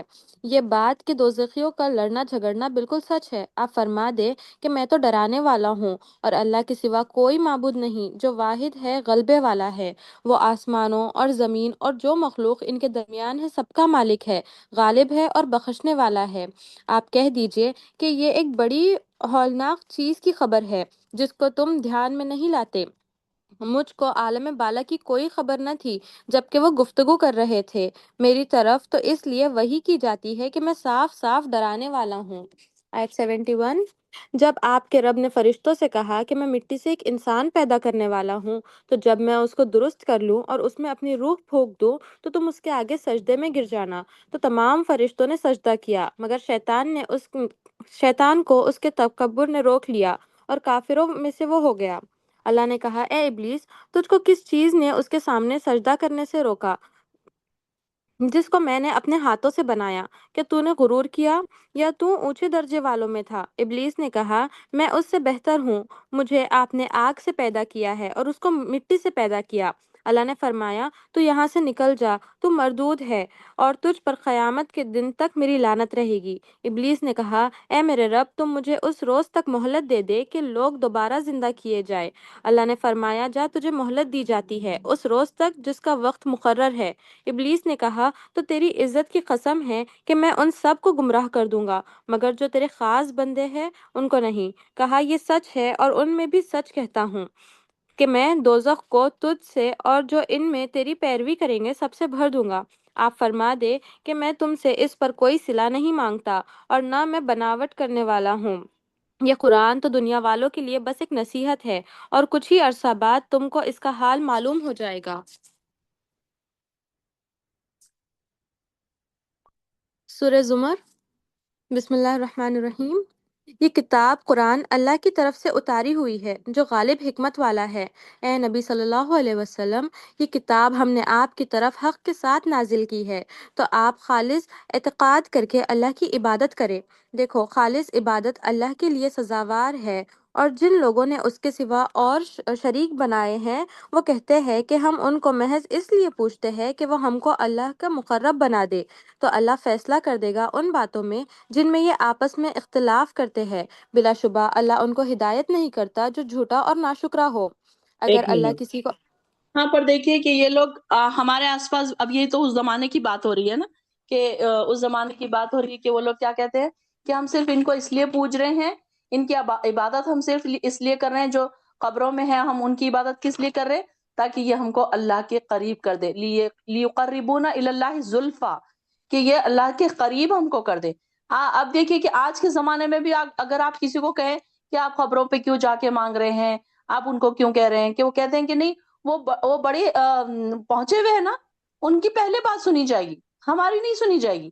آپ دیکھیں کہ آج بھی اس زمانے میں بھی یہی بات کرنے والے لوگ موجود ہیں کہ وہ یہ کہتے ہیں کہ نہیں ہماری بات ڈائریکٹ نہیں سنی جائے گی، بلکہ وہ اللہ کے پہنچے ہوئے بزرگ ہیں نا تو ان کی پہلے بات پہنچ جائے گی. تو یہ اس وقت بھی جہالت تھی اور آج بھی جہالت ہے. ہم پڑھے لکھے جاہل ہیں، وہ تو بول چال کے ہی جاہل تھے. تو یہ بات ان کے اس وقت سے جو چلی آ رہی ہے تو ابھی تک وہی بات چل رہی ہے. چلیے پڑھیے. آیت 4 اگر اللہ کسی کو اپنا بیٹا بنانا چاہتا تو اپنی مخلوق میں سے جس کو چاہتا انتخاب کر لیتا. وہ پاک ہے ایسی باتوں سے، وہی تو خدا ایک ہے اور غالب ہے. اس نے آسمانوں اور زمین کو تدبیر سے پیدا کیا. وہ رات کو دن پر لپیٹتا ہے اور دن کو رات پر لپیٹتا ہے، اور اس نے سورج اور چاند کو کام پر لگا رکھا ہے. ہر ایک ایک وقت مقرر تک چلتا رہے گا. دیکھو وہی بڑا زبردست بخشنے والا ہے. اس نے تم کو ایک آدمی سے پیدا کیا، پھر اس سے اس کا جوڑا بنایا اور تمہارے لیے چارپائیوں کے 8 जोड़े बनाए। वो तुमको पैदा करता है तुम्हारी माँओं के पेट में 3 तारीकियों के अंदर, एक कैफियत के बाद दूसरी कैफियत पर। ये है अल्लाह तुम्हारा रब, उसी की बादशाहत है, उसके सिवा कोई माबूद नहीं। फिर तुम कहाँ फिरते जाते हो? अगर तुम नाशुक्री करोगे तो अल्लाह तुमसे बेपरवाह है और वो अपने बंदों के लिए नाशुक्री पसंद नहीं करता। और अगर तुम शुक्र करोगे तो उसको तुम्हारे लिए पसंद करता है और कोई फर्द दूसरे का बोझ नहीं उठाएगा। फिर तुमको अपने रब की तरफ ही लौटना है। फिर वो तुमको बता देगा जो तुम करते रहे हो। वो तो दिलों तक की बातें जानता है। और जब आदमी को तकलीफ पहुंचती है तो वो अपने रब को पुकारता है, उसकी तरफ दिल से रुजू करता है। फिर जब अल्लाह उसको अपनी तरफ से रहमत नवाजता है तो जिसके लिए वो पुकारता था उसको भूल जाता है और अल्लाह का शरीक बनाता है ताकि लोगों को उसके रास्ते से गुमराह कर दे। आप कह दीजिए, ए काफिर, अपने कुफ्र से थोड़ा फायदा उठा ले तो दोज़खियों में से ही होने वाला है। आप बताओ कि मुशरिक अच्छा है या वो जो रातों में जमीन पर अपनी पेशानी रख कर और खड़े होकर इबादत करता है, आखिरत के दिन से डरता है और अपने रब की रहमत से उम्मीद करता है। आप कह दीजिए, क्या ये लोग जो इल्म रखते हैं और जो इल्म नहीं रखते दोनों बराबर हो सकते हैं? नसीहत तो वही पकड़ते हैं जो अक्ल वाले हैं। एक मिनट, अभी देखिए कि किन लोगों का जिक्र हो रहा है। नेक लोग कैसे होते हैं कि अल्लाह ताला ने जिस शख्स का सीना अल्लाह ताला के ने इस्लाम के लिए खोल दिया। कि देखिए ये भी एक बड़ी बात है कि अल्लाह ताला ने अगर हमारा सीना नेकियों की तरफ दौड़ने के लिए खोल दिया, यानी कि ये बातें हमारे दिल तक उतर रही हैं, तो ये इसमें हमारा कोई कमाल नहीं है, बल्कि अल्लाह ताला ने हमारा सीना खोल दिया। ये सारी चीजें अब हमारे दिलों में उतर रही हैं। कल तक ये चीजें हमारे दिलों में नहीं उतर रही थी ना। आप देखिए कि अल्लाह ताला कैसे सीना जब खोल देता है। रब्बि इश्रह ली वाली दुआ आप जरूर पढ़ा करें कि अल्लाह मेरा सीना खोल दे। रब्बि इश्रह ली सदरी व यस्सिर ली अमरी, ऐ अल्लाह मेरा सीना खोल दे और मेरे काम में आसानी कर। सीना जब खुल जाएगा तो दिलों तक कोई बात उतर सकेगी। अब आप देखिए कि कोई अंधा है, बहरा है, आप उसको पुकार रहे हैं, आप उसको स्टोरी सुना रहे हैं, उसके उसको कहाँ सुनाई दे रहा है? अब सुनाई नहीं देगा तो उसके दिल तक कैसे उतरेगा? तो हम भी अब तक क्या कर रहे थे? हम सुनने के लिए आते ही नहीं थे, हमारे पास टाइम ही नहीं होता था। हम सुनेंगे तो कोई बात दिल तक उतरेगी ना। अब कल तक हम सुने नहीं तो हमारी बात दिल तक नहीं उतरी। आज आप लोग गौर कीजिए, जब आप इस महफिल में बैठे हैं, कैसे आपके दिलों को झंझोड़ा जा रहा है आयतों के साथ। हो रहा है ना, आपके दिलों पर असरअंदाज हो रही है ना आयतें। क्यों हो रही है? क्योंकि ये आपके दिलों तक उतर रही है। और कैसे? जब आपने सुना, अब तक सुना नहीं था तो आपके दिलों तक नहीं उतरी थी। तो यहाँ पर ये बात बताई जा रही है कि वो अपने परवरदिगार की तरफ से एक रोशनी पर है। नूरन पर रब्बिहिम, रब्बी ही के देखिए अल्लाह ताला का नूर हमें अता हो रहा है। अल्लाह ताला का नूर है ना ये कुरान। और देखिए कि हमको हिदायत की रोशनी मिल रही है कि अब हम सोच रहे हैं कि नहीं नहीं मुझे ये काम अब नहीं करना। अब मैं कल तक जो करती थी अब मुझे नहीं करना। अब मेरी नमाज छूटती थी, अब मैं एक भी नमाज नहीं छोड़ूंगी। अब मैं ये करती थी, अब मैं ये नहीं करूंगी। हो रहा है ना आपके दिलों में ये चेंजेस आ रहे हैं ना? यहाँ बैठने के बाद से आप बताइए मुझे कि क्या ये चेंजेस आए हैं या नहीं आए हैं। कई चीजों में हम अलर्ट होने लगे, कई चीजों पर हम रुकने लगे कि नहीं नहीं अब ये नहीं करना हमें। कि ये सारी चीजें कैसे हुई? जब हमने सुना, दिलों पर कुरान हमारे असर किया, तो अल्लाह ताला की तरफ से नूरे हिदायत हमको मिल रही है। तो यहाँ पर भी अपने परवरदिगार की तरफ से एक रोशनी है। और इस शख्स की तरह हो सकता है जो कोई सबक ही नहीं लेता। यानी कि देखिए कि कुछ लोग ऐसे हैं कि चाहे आप उन्हें बोलें, चाहे कितना भी सुनाएं, चाहे उनको कितनी नेकी की बातें बताएं, वो सुनते ही नहीं है। जब सुनेंगे नहीं, अब आप देखिए कि लिंक तो भेजी जाती है ग्रुप में, 400-500 लोग हैं, लेकिन ज्वाइन कौन करते हैं? 100-150 लोग ज्वाइन करते हैं। कि जब उन्होंने सुना तो उनके दिल जागने लगे। फिर तो जो सुनता ही नहीं, तो उनको फिर बोलने का क्या फायदा? तो ऐसे लोगों के बारे में अल्लाह ताला फरमा रहा है, उलाइका फी ज़लालिम मुबीन, कि इनके दिल कैसे हैं? कासियतु क़ुलूबिहिम, सख्त हो गए इनके दिल। और इनके दिल, जिनके दिल अल्लाह के जिक्र से सख्त हो जाते हैं, यही लोग गुमराही में हैं। देखिए कि कई हमारे आसपास ऐसे नामवर मुसलमान हैं कि पैदाइशी मुसलमान हैं, सिर्फ पैदाइशी मुसलमान। ना उनके घरों में नमाजें हैं, ना उनके घरों में पर्दे हैं, ना उनके घरों में कुरान का कोई पढ़ना पढ़ाना है, ना कोई, बस स्टेटस कॉन्शियस हैं। एक हाई लेवल की जिंदगी उन्होंने सेट करके रखी है। हर चीज उनको मिली हुई है, अल्लाह ताला ने भी हर चीज दे दी उनको कि ये लो, ये भी दुनिया की हर नेमत उनके कदमों में डाल दी अल्लाह ताला। तुम यही चाहते हो ना, तो यही ले लो। तो अल्लाह ताला फरमा रहे हैं कि ऐसे लोग जो है जिनके दिल सख्त हो गए, उनको कोई असर नहीं होता। ہے ना हमारे आसपास कुछ ऐसे लोग, आप उनको कितना भी बुलाओ आते ही नहीं इस तरफ। नमाज के बारे में कितना भी डराओ, कुछ ऐसे भी हमारे आसपास लोग हैं जो नमाज नहीं पढ़ते, मुसलमान होने के बावजूद नमाज नहीं पढ़ते, कुरान नहीं पढ़ते, कुरान को समझने की कोशिश नहीं करते, नमाज खजा हो जाए तो उनको कोई दुख नहीं। तो ऐसे क्या है, उनके दिल सख्त हो गए, उनके दिलों पे कोई असर नहीं कि हाँ चलो जब का जब देखेंगे, ऐसी बड़ी बड़ी बातें करते हैं। तो अल्लाह ताला फरमा रहे हैं कि अल्लाह ने बेहतरीन कलाम नाजिल किया, जो ऐसी किताब है जिसके मज़ामीन मिलते जुलते हैं और बार बार दोहराए जाते हैं। अब देखिए कि हम कितनी चीजें बार बार पढ़ रहे हैं ना। देखिए कि कुरान रहमत है, कुरान नसीहत है, और नबियों के किस्से बार बार दोहराए जा रहे हैं, एग्जाम्पल्स है, ये सारी चीजें। नमाज का जिक्र ही के देखिए कि 700 टाइम लाने का क्या मतलब था अल्लाह ताला। कोई चीज अहम है, उसको बात को बार बार दोहराया जाता है ना। हम अपने बच्चों को एक बात, एक जिंदगी में एक बात बोल के छोड़ देते हैं क्या, कि बेटा देखो झूठ नहीं बोलना। अब दोबारा फिर कभी बात होती है, फिर हम कहते हैं कि देखो मैंने तुम्हें बताया था ना झूठ नहीं बोलना। फिर बच्चे थोड़े बड़े हो जाते हैं, फिर कोई हरकत करते, फिर हमें उन्हें रियलाइज करवाते, याद दिलाते कि मैंने तुमको क्या कहा था, झूठ नहीं बोलना। ये ऐसे बार बार कोई बात को दोहराया जब जाता है तो इंसान की इस्लाह होती है, उसको रियलाइज होता है कि अरे इस बात का जिक्र बार बार क्यों आ रहा है, क्या शायद इसकी कुछ अहमियत हो ज्यादा। कि देखिए कि अब हम बच्चों को एक चीज पर ज्यादा डांटते हैं कि नहीं झूठ नहीं बोलना, नहीं नमाज नहीं छोड़ना, हम बार बार डांटते हैं, बार बार डांटते हैं, बच्चों को समझ आ जाता है कि ये चीज बहुत अहम है, इसको मैंने नहीं छोड़ना।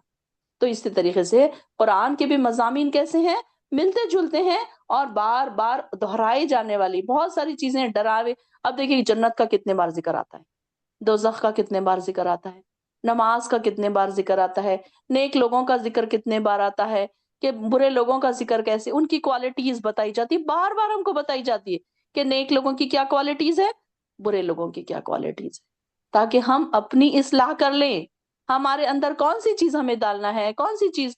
अब आप देखिए कि आप कोई एक कपड़े की दुकान पे गए, आप अपने लिए क्या ढूंढेंगे, ब्रांडेड सूट। अब आपको कोई सस्ते में मिल रहा है, 100 रुपए में, 200 रुपए में, आप कहेंगे नहीं नहीं मुझे अच्छा वाला चाहिए, ईद के लिए तो मुझे अच्छा महंगा वाला सूट चाहिए। अच्छी चीज पसंद करते हैं ना अपने लिए, बुरी चीज नहीं पसंद करते।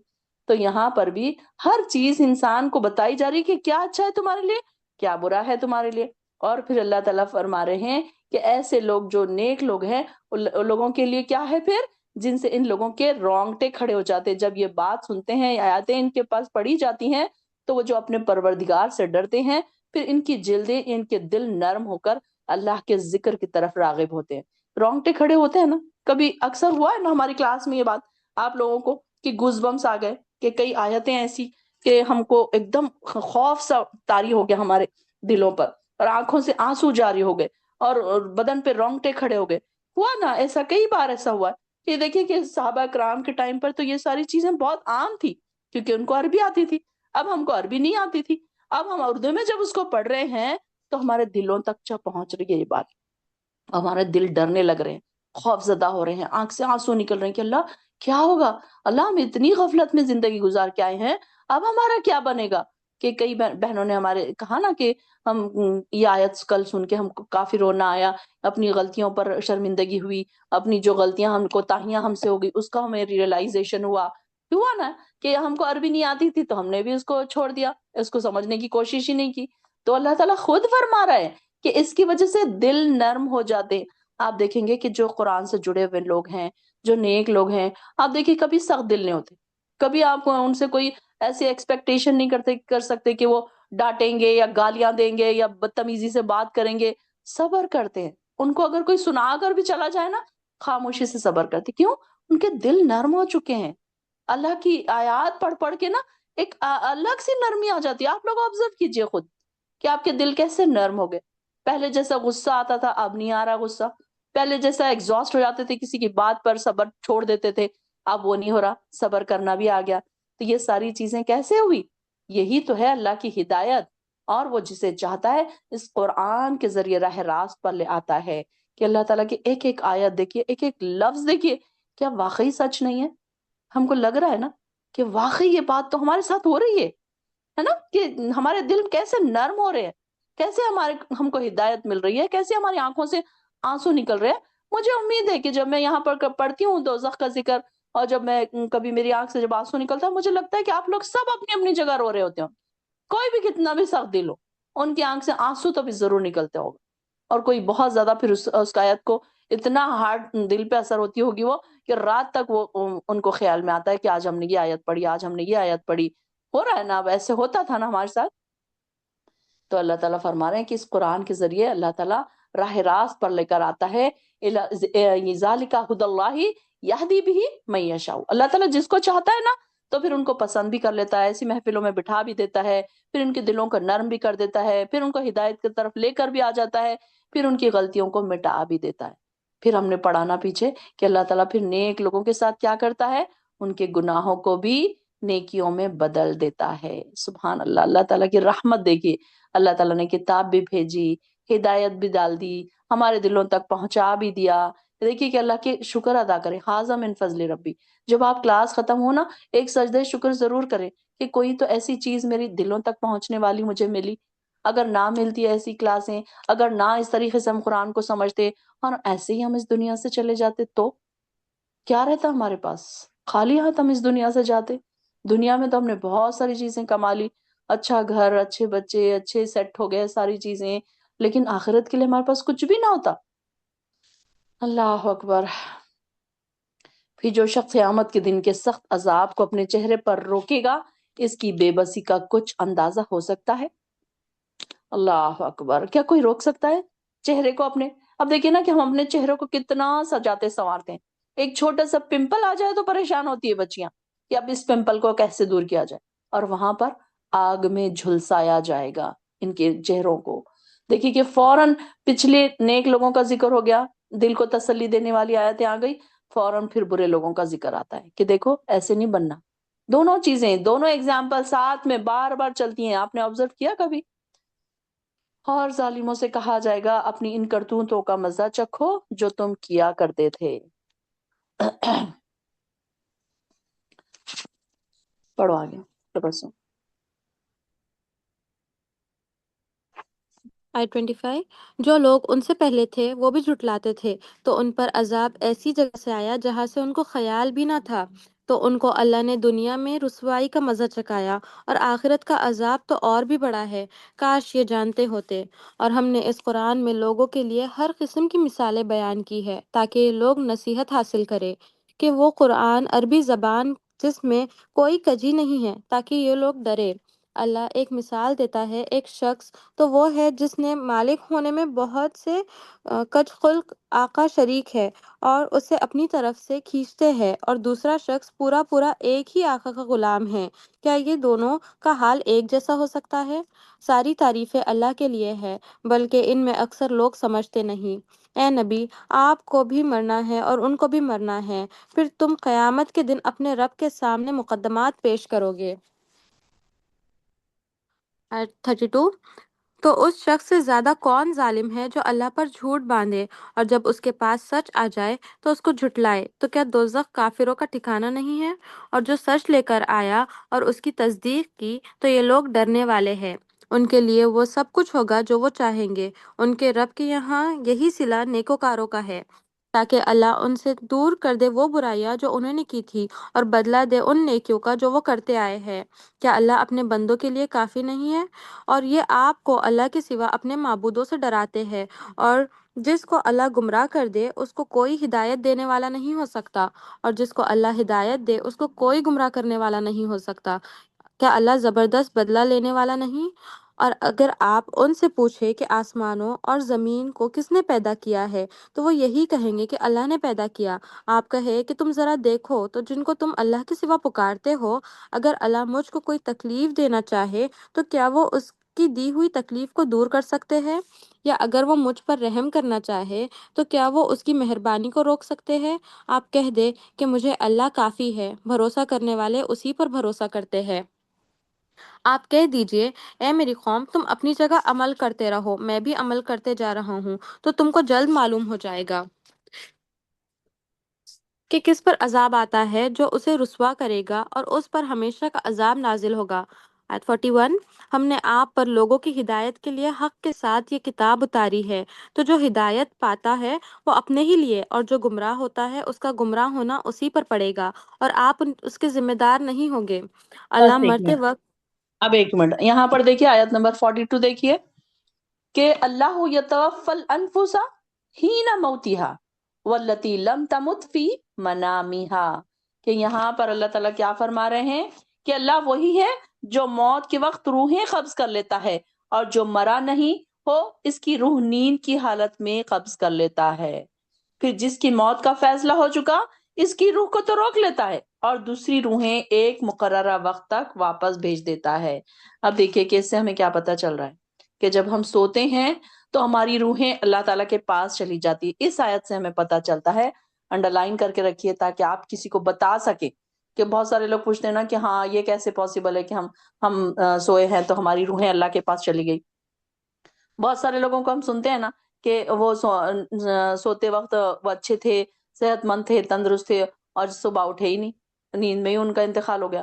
تو جب ہم سوتے ہیں تو ہماری روحیں اللہ تعالیٰ کے پاس چلی جاتی ہے، اور پھر اللہ تعالیٰ نے جس کے بارے میں فیصلہ کیا ہے کہ اس کو روک لے تو پھر اس کو روک لیتے، یعنی کہ یہ روح جو بدن کو چھوڑ کر جاتی ہے تو انسان کے باقی کے حواس جو ہے وہ کام کرتے رہتے ہیں، یعنی کہ سانس چل رہی ہے اور اس کو حرکت بھی کر رہا ہے، ہاتھ پیر بھی ہو رہا ہے، سب اڑ رہا ہے، لیکن اس کے آس پاس کیا ہو رہا ہے وہ اسے نہیں پتا، کہ کوئی آدمی بازو بیٹھے ہوئے بلند آواز سے پکار رہا ہے یا کوئی باتیں ہو رہی ہیں وہ اس کو نہیں پتا۔ ہاں اگر اس کو کوئی زور سے ہلا دے یا کوئی آواز ہو جائے، شور مچ جائے، تو وہ روح نفسانی جو ہے وہ دوبارہ اپنے جسم میں لوٹ آتی ہے۔ اس روح کو اپنے جسم سے ایک محبت بھی ہوتی ہے، کہ دیکھیں نا کہ جو ہماری روح ہے نا اس کو ایک محبت ہو جاتی ہے اپنی جسم سے۔ اب دیکھیے کہ جب مرنے کا ٹائم آتا ہے تو ہم نے کیا پڑھا کہ جب فرشتے، موت کے فرشتے آتے ہیں تو روح کو نکلنے کے لیے کہتے ہیں، تو روح نکلنے کے لیے تیار نہیں ہوتی۔ نیک لوگوں کی روح تو نکلنے کے لیے تیار رہتی ہے، کیوں؟ کیونکہ ان کو خوشخبری مل جاتی ہے نا، اللہ تعالیٰ ان سے راضی ہے، جنت ان کا انتظار کر رہی ہے، فرشتے ان کا ویلکم کر رہے ہیں، تو وہ ان کے لیے پھر خوشی خوشی جانے کے لیے تیار ہو جاتی ہیں۔ لیکن جو برے لوگ ہیں ان کی روحیں کیا ہوتی ہے، ہم نے پڑھا نا کہ ان کی روحیں کونوں کونوں میں جا کے چھپتی ہے، کبھی پیروں میں چھپ رہی ہے، کبھی ہاتھوں میں چھپ رہی ہے، اور فرشتے ان کو مار مار کر ان کو نکال رہے ہیں۔ تو یہاں پر بھی عذاب قبر بھی ایسے ہی ہے۔ عذاب قبر کو بھی اگر انسان سوچے تو خواب میں جیسے انسان کے اوپر کیا کیا چیزیں ہو رہی ہیں، انسان کو کبھی کبھی خواب میں کیا لگتا ہے کہ میں اڑ رہا ہوں، میں ادھر گیا، میں ٹرین میں گیا، میں پلین میں گیا، اور بازو بیٹھے ہوئے شخص کو کیا دکھتا ہے کہ وہ تو ایک دم اسٹریٹ پوزیشن میں سو رہا ہے، کروٹ سو رہا ہے، اس کو نہیں پتا چلتا کہ اس کے ساتھ کیا کیا ہو رہا ہے۔ تو خبر کی کیفیت بھی بالکل ایسی ہی ہے کہ انسان کے اوپر وہ ہم سوچتے ہیں کہ اب جب ہم کو یہ بچپن میں جب چھوٹی تھی تو میں سوچتی تھی کہ خبر تو اتنی چھوٹی ہے، اس میں انسان کو کیسے اٹھا کے بٹھایا جائے گا، کیسے سوالات پوچھیں گے۔ اب ہم سنتے ہیں نا کہ خبر میں جانے کے بعد جب 40 قدم دور لوگ چلے جاتے ہیں تو بندے کو اٹھا کر بٹھایا جاتا ہے اور اس سے سوالات پوچھتے ہیں۔ تو جب میں چھوٹی تھی تو میں یہ سوچتی تھی کہ اتنی چھوٹی خبر ہے، اس میں تو بیٹھنے کی جگہ ہی نہیں ہوتی، پھر وہاں پر بٹھائیں گے کیسے؟ تو اب یہ کہ آیت سے ہمیں پتہ چلتا ہے کہ جو انسان کے روح پر جو ہوتی ہے چیزیں اس کی باڈی پر نہیں ہوتی۔ اب ہم سو رہے ہیں، ہماری روح پہ کیا ہو رہا ہے؟ اندر اندر ہماری ہم کہیں کوئی جل رہا ہے، کہیں گر رہے ہیں، کوئی پہاڑ پر سے گر رہے ہیں، یہ ساری چیزیں کہاں ہو رہی ہیں؟ جسم پر نہیں ہو رہی، روح پر ہو رہی ہے۔ تو یہ اسی طریقے سے اللہ تعالیٰ فرما رہے ہیں کہ جب نیند ہے، نیند کو کیا کہا جاتا ہے؟ موت کی بہن کہا جاتا ہے، کہ موت کے مشابہ ہے نا، سیم ہے نا، نیند کی حالت بھی ایسی ہے جیسے موت بالکل۔ تو یہاں پر بھی اللہ تعالیٰ فرما رہے ہیں کہ جب انسان سوتا ہے تو پھر کیا ہوتا ہے؟ ہم اس کی روحیں ہماری روحیں آسمان پر چلی جاتی۔ سونے کی دعا کے الفاظوں پر کبھی آپ نے غور کیا؟ اللہم باسمک آموت و احیا، اے اللہ میں تیرے نام سے موت کی آغوش میں جاتی ہوں اور تیرے ہی نام سے زندہ اٹھوں گی۔ کبھی غور کیا آپ نے کیا کہتے ہیں؟ کیونکہ ہم موت کی آغوش میں جا رہے ہوتے ہیں۔ آپ دیکھیے کہ اگر ہر انسان رات کو سونے سے پہلے یہ سوچے کہ اب میں موت کی آغوش میں جا رہی ہوں، پتہ نہیں میں صبح اٹھوں گی یا نہیں۔ کئی لوگ ایسے ہوتے ہیں جو اپنی آنکھیں قبر میں کھولتے ہیں، کئی تو الحمدللہ اپنے نرم گرم بستروں میں کھولتے ہیں، اور کئی آنکھیں جب کھولتے ہیں تو وہ قبر میں کھولتے ہیں اپنی آنکھیں۔ ہوتا ہے نا، کئی بار ہم نے دیکھا اپنے آس پاس کہ وہ سوئے تھے اور سونے میں ہی ان کا انتقال ہو گیا، اچھے تھے، صحت مند تھے، تندرست تھے۔ تو یہ ساری چیزیں کیا ہے کہ انسان دوبارہ جب اٹھتا ہے تو وہ اس کی روحیں واپس لوٹائی جاتی ہیں۔ جن کے بارے میں اللہ تعالیٰ نے ابھی فیصلہ نہیں کیا, ان کا موت کا وقت نہیں آیا ابھی, تو پھر کیا کرتا ہے اللہ تعالیٰ؟ پھر واپس ان کی روحوں کو واپس لوٹا دیتا ہے. تو اللہ تعالیٰ کیا ہے, ہر روز سلا کر موت کا نمونہ ہمیں دکھاتا ہے, اور اس کے بعد زندہ کرتا رہتا ہے, اور اس بات پر وہ پوری طرح قادر ہے کہ وہ دوبارہ موت کے بعد بھی پھر اسی طریقے سے زندہ کر کے اٹھائے گا ہم کو. تو یہاں سے یہ اس آیت سے ہمیں پتا چلتا ہے کہ اللہ تعالیٰ ہی ہے وہ جو تم کو نیند میں موت دیتا ہے, وہی ہے جو موت کے وقت روحیں قبض کر لیتا ہے, اور وہی جو مرا نہیں اس کی روحیں نیند کی حالت میں قبض کر لیتا ہے. پھر جس کی موت کا فیصلہ ہو چکا اس کی روح کو تو روک لیتا ہے, اور دوسری روحیں ایک مقررہ وقت تک واپس بھیج دیتا ہے. غور و فکر کرنے والوں کے لیے اس میں بہت سی نشانیاں ہیں. اللہ اکبر. ان فی ذالک لآیات لقوم یتفکرون. ہیں ہم غور فکر کرنے والے؟ کبھی سوچتے ہیں ہم اپنی موت کے بارے میں؟ تو ہم سوچنا پسند ہی نہیں کرتے. لوگ کہتے ہیں کہ نہیں نہیں موت کی بات مت کرو, مجھے بڑا ڈر لگتا ہے. بلکہ موت کی بات کرنا چاہیے, بچوں کے ساتھ بھی کرنا چاہیے, بڑوں کے ساتھ بھی کرنا چاہیے. ہمیں اپنی موت کو یاد رکھنا چاہیے. اب دیکھیے کہ اگر ہم بستر پہ گئے سوتے وقت, اگر ہمیں یہ ریئلائز ہو کہ پتہ نہیں میں کل صبح اٹھوں گی یا نہیں اٹھوں گی, اللہ تعالیٰ تو نیند میں کبھی کبھی روح قبض کر لیتا ہے, تو انسان کا اس وقت دل کی حالت کیا ہوگی؟ وہ اپنے گناہوں کی توبہ کرے گا, سورہ ملک پڑھ کے سوئے گا, جتنا قرآن اس کو پڑھ سکتا ہے آسانی سے وہ پڑھ لے گا, اگر ذکر و اذکار کر لے گا جب تک نیند نہیں آ رہی, تو یہ خیال آئے گا نا. اور اگر موت کا خیال نہیں آ رہا ہے تو پھر انسان کیا سوچے گا؟ چلو نیند نہیں آ رہی ایک سیریل دیکھ لوں, چلو نیند نہیں آ رہی ایک مووی دیکھ لوں, چلو ویڈیوز بنا لوں, یہی سوچے گا نا انسان. تو انسان کو اگر موت یاد رہے گی تو انسان سوچے گا چلو میں اٹھ کے تہجد پڑھ لوں, چلو میں تھوڑا قرآن ہی پڑھ لوں, پتہ نہیں میں سوؤں گی تو اٹھوں گی یا نہیں اٹھوں گی. تو ہر رات, ہر روز رات میں اللہ سے بھی معافی مانگا کریں, بندوں کو بھی معاف کر دیا کریں. کبھی یہ ہوگا کہ ہم دل میں کسی کے لیے میل لے کر سو جائیں اور ہم مر جائیں, اور وہ بیچارے ان کو ہم معاف نہ کریں, اور ہم اس دنیا سے چلے جائیں, اور وہ اس بات کے لیے گناہگار ثابت ہو جائیں کہ انہوں نے ان کو معاف نہیں کیا, اور اللہ تعالیٰ ہم کو کوئی بات پر پکڑ لے اور اللہ تعالیٰ ہمیں معاف نہ کرے, تو پھر کیا ہو؟ تو ہر روز جن سے بھی آپ کے تعلقات خراب ہیں ان کو دل میں معاف کر دیا کریں. کسی کے اپنے پیسے لینے ہیں ان کو بھی دل میں معاف کر دیں. ہو سکتا ہے کہ اللہ وہ مجھے پیسے نہ دے پائے اگر, تو میں ان کو معاف کر دیتی ہوں. اگر وہ دے پائے تو ٹھیک ہے, اگر انہوں نے میرا دل دکھایا تھا, لیکن اللہ تعالیٰ میں معاف کر دے رہی ہوں. کیوں؟ تو بھی مجھے معاف کر دینا جب میں تیرے پاس آؤں گی. تو اپنی موت کی تیاری کر کے سویا کریں ہر روز رات میں. اب اس میں ڈرنے والی کوئی بات نہیں ہے. ہو سکے ضروری نہیں کہ ہم سبھی مر جائیں گے, صبح رات میں سوئیں گے اور صبح مر جائیں گے, ایسا نہیں ہوتا. بلکہ جب وقت آئے گا تو جب ہی ہم اللہ کے پاس جائیں گے. لیکن ہر وقت موت کو یاد کرنے کا فائدہ کیا ہے؟ ہم سے گناہ کم ہوں گے اور نیکیاں زیادہ ہوں گی. تو یہ آیت نمبر 42 ہے, ہمیں جو یاد دلاتی ہے کہ انسان نیند کے وقت موت کے اللہ تعالیٰ کے پاس اس کی روحیں جاتی ہیں, اور جب اللہ تعالیٰ نے جس کا ارادہ نہیں کیا پھر ان کی موت, ان کی روح کو پھر لوٹا دیا جاتا ہے. ایک روایت میں یہ بھی آتا ہے کہ ملک الموت 5 بار ہر گھر میں آتے ہیں اور پوچھتے ہیں اللہ تعالیٰ سے کہ کسی کا وقت آیا ہے کیا. پھر اگر کسی کا نہیں آیا ہے پھر وہ واپس چلے جاتے ہیں. اللہ تو رحم کر. یہ باتیں سن کر نا ایسے لگتا ہے کہ اللہ ہم کتنے گناہوں میں پھنسے ہوئے ہیں, اللہ ہم کیسے ہوگا ہمارا حال, کیا ہم کیسے نکلیں ان ساری چیزوں سے. چلیے پڑھیے آگے. آیت 43 کیا انہوں نے اللہ کے سوا اور سفارشی بنا لیے ہیں؟ آپ کہہ دے اگرچہ وہ کسی چیز کا اختیار نہ رکھتے ہو اور نہ سمجھتے ہو, آپ کہہ دے کہ سفارش تو اللہ کے ہاتھ میں ہے, اسی کے لیے آسمان اور زمین کی بادشاہت ہے, پھر تم اسی کی طرف لوٹ کر جاؤ گے. اور جب تنہا اللہ کا ذکر کیا جاتا ہے تو جو لوگ آخرت پر یقین نہیں رکھتے ان کے دل بھاری ہو جاتے ہیں, اور اللہ کے سوا اوروں کا ذکر ہوتا ہے تو وہ خوش ہوتے ہیں.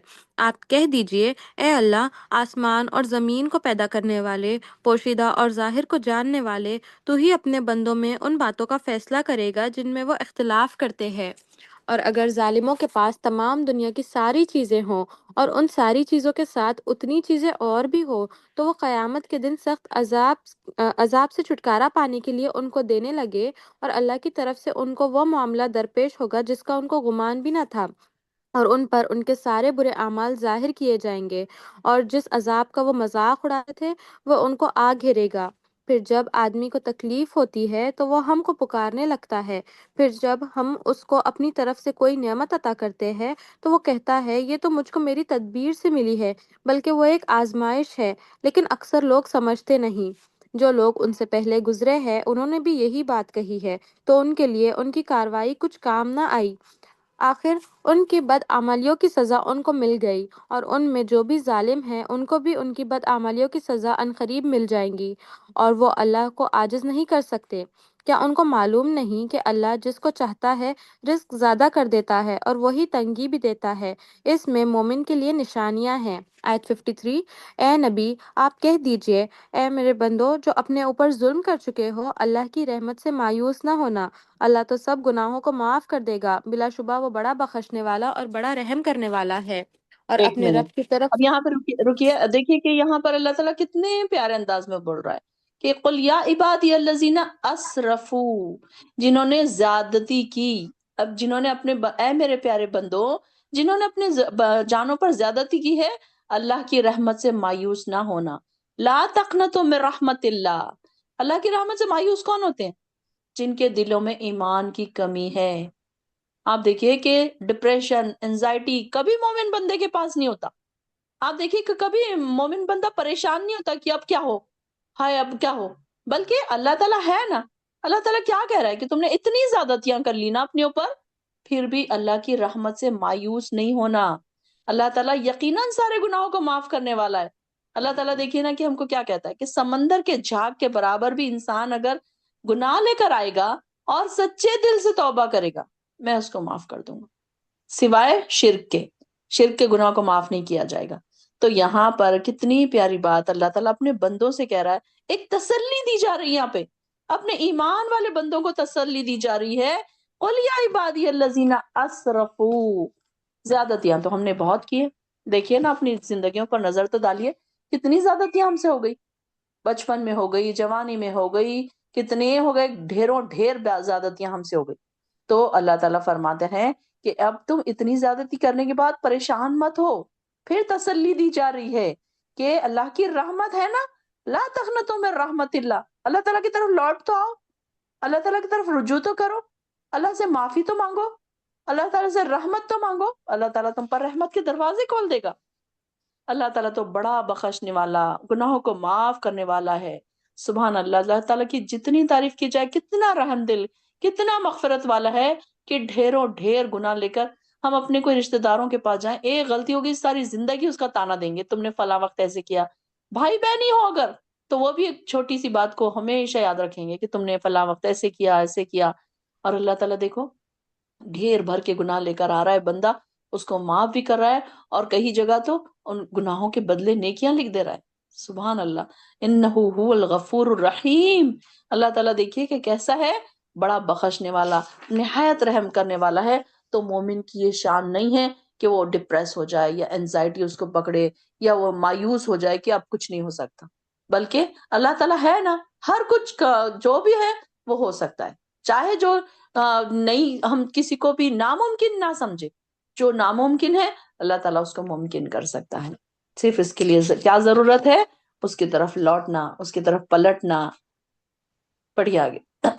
آیت 54، اور اپنے رب کی طرف رجوع کرو اور اس کی فرما برداری کرو، بلکہ اس کے کہ تم پر عذاب آئے، پھر تمہاری کوئی مدد نہیں کی جائیں گی۔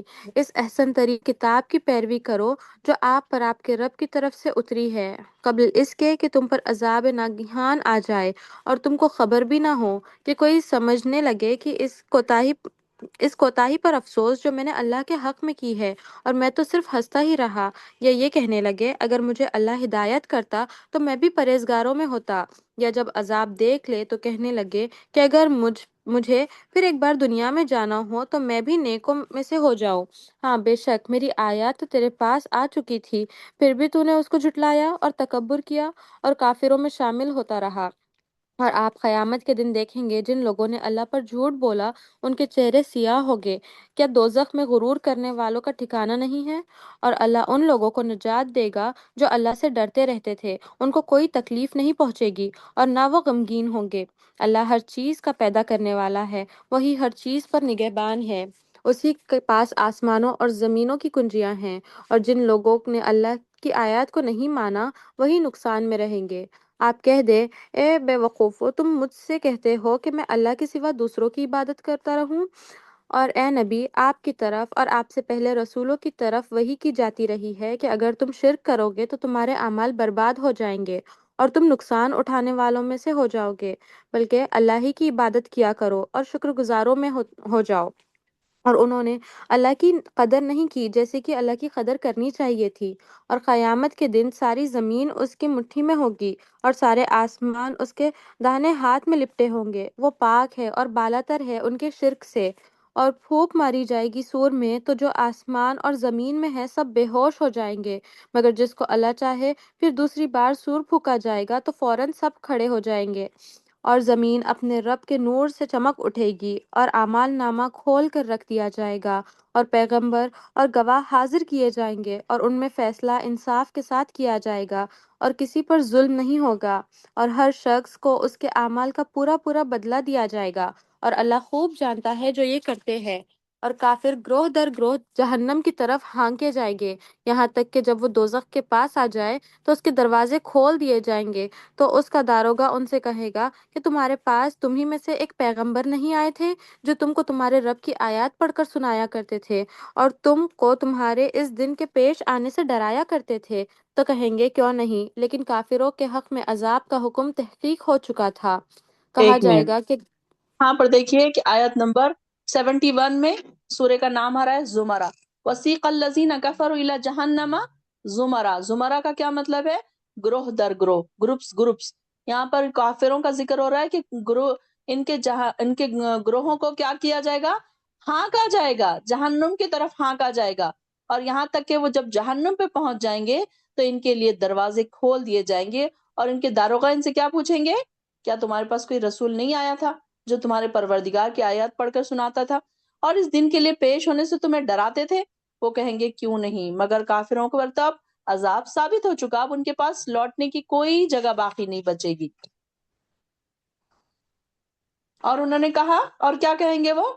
اور انہیں کہا جائے گا جہنم کے دروازوں سے داخل ہو جاؤ، تم ہمیشہ اسی میں رہو گے، اور تکبر کرنے والوں کے لیے کیسا برا ٹھکانہ ہوگا۔ اور جو لوگ اپنے پروردگار سے ڈرتے رہے انہیں گروہ در گروہ جنت کی طرف چلایا جائے گا۔ سبحان اللہ، اللہم اجعلنا منہم، اللہ ہمیں دوزخیوں میں سے نہ بنانا۔ یہاں پر دیکھیے، وسیق الذین تقوا ربہم الی الجنت زمرا، انڈر لائن کر سکتے ہیں آپ سورہ کا نام، کہ یہاں پر گروہ در گروہ، ایک گروہ جنت کی طرف لے کر جایا جا رہا ہے اور ایک گروہ دوزخ کی طرف لے کر جا رہا ہے، اور یہاں تک جب وہ ان کے پاس پہنچ جائیں گے تو ان کے دروازے ان کے لیے کھول دیے جائیں گے، اور ان کے داروغہ ان سے کہیں گے تم پر سلامتی ہو، سلام علیکم طبتم فادخلوها خالدین، اس وجہ سے خوش ہو جاؤ تم اور ہمیشہ کے لیے جنت میں داخل ہو جاؤ۔ سبحان اللہ، امیجن کریے کہ آپ سب کو جنت کے دروازے کھول دیے جا رہے ہیں اور آپ کو فرشتے ویلکم کر رہے ہیں، سلام کر رہے ہیں، کتنی خوش قسمتی کی بات ہوگی نا۔ الحمدللہ، الحمدللہ، ہم امید تو کر سکتے ہیں کیونکہ ہم نے قدم تو اٹھایا ہے اللہ کو راضی کرنے کے لیے، ہم نے قدم تو اٹھایا ہے نیکیوں کی طرف بڑھنے کے لیے، گناہ چھوڑنے کے لیے، یہ ساری چیزوں کا ہمارے اندر اب شوق تو ہو گیا نا پیدا، تو اب انشاءاللہ امید ہے کہ یہ جو جنت کا گروہ ہے انشاءاللہ ہم سب اس میں سے ہوں گے۔ اللہ تعالی ہم سب کو، آپ سب کو اس جنت کے گروہ میں داخل کر دے جہاں پر فرشتے آپ سب کا ویلکم کریں۔ اور کیا کہیں گے وہ لوگ؟ اللہ کا شکر ہے جس نے ہمارے ساتھ اپنا وعدہ سچا کر دکھایا اور ہمیں اس سرزمین کا وارث بنایا۔ کون سی سرزمین؟ جنت۔ اور اس جنت میں ہم جہاں چاہیں رہیں، عمل کرنے والوں کے لیے کیسا اچھا اجر ہے۔ فنعم اجر العاملین، کیسے عمل تھے ان کے دنیا میں، سختیاں، مشکلیں، آزمائشیں،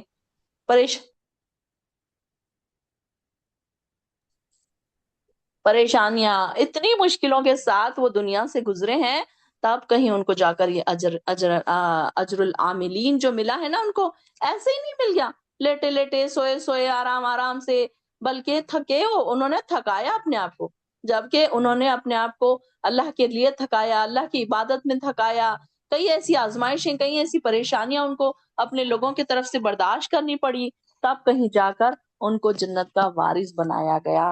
اللہ تعالیٰ سے دعا کیجیے کہ اللہ ہم کو بھی ایسا ہی جنت کا وارث بنا دے، اللہ ہم کو بھی ہمارے اہل و عیال کو بھی جنت کا وارث بنا دے۔ اور اس دن آپ دیکھیں گے فرشتے عرش کے گرد حلقہ باندھے اپنے پروردگار کی تعریف کے ساتھ تسبیح کر رہے ہیں، اور لوگوں میں انصاف کے ساتھ فیصلہ کیا جائے گا، اور سب کہیں گے سب تعریف اس اللہ کے لیے ہے جو تمام جہانوں کا رب ہے، الحمدللہ رب العالمین، یہ کہیں گے۔ دیکھیے اللہ تعالیٰ ہم سے قبول فرمائے، اللہ تعالیٰ آپ سب کو جنت کا وارث بنا دے۔ وآخر الدعوانا ان الحمدللہ رب العالمین۔